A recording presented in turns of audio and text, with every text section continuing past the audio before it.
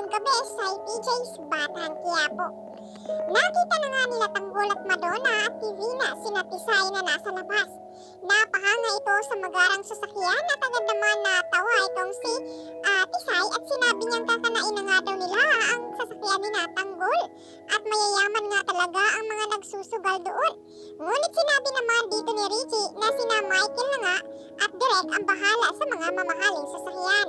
Nakita na nga dito ni Enteng itong si Tisay at agad naman tinimbrihan sina Tanggol. At maya-maya pa ay dumating nga itong si Suarez at nagulat nga ito dahil sa mga mamahaling sasakyan. Bumaba naman ito at tinanong nga itong si Michael kung sa kanila ba itong mga magarang sasakyan. Ano nga ba ang isasagot dito ni Michael sa kay Suarez? Malalaman na rin kaya ni Suarez na si Tanggol nga ang bagong may-ari ng pasugalan.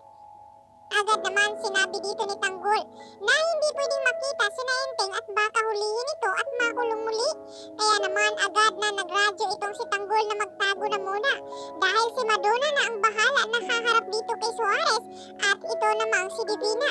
Dahil hindi naman sila dito kilala ni Suarez at ngayon ay magpapanggap nga itong si Madonna at Divina na sila na nga ang bagong may-ari ng pasugalan. Malilinda nga ba dito ni Madonna itong si Suarez? Samantalang, sa kalagayan nga ngayon dito ni Lena ay mukhang bihado nga ito dahil sa pagsugod niya dito kay Marites at tumakbo nga ito at nahulog nga ito sa hagdanan. Agad naman sinugod nila itong si Lena sa hospital. Ngunit ang sabi nga ng doktor ay wala na nga daw itong heartbeat na dumating doon. Sino nga ba kay Lena o sa kanyang anak?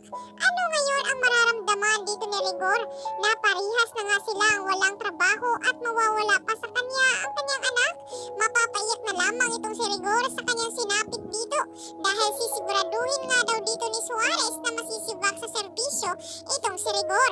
Mawawala naman sa kanya lahat ang matagal na nga niyang pinaghirapan. Kaya ito muna ang ating theory.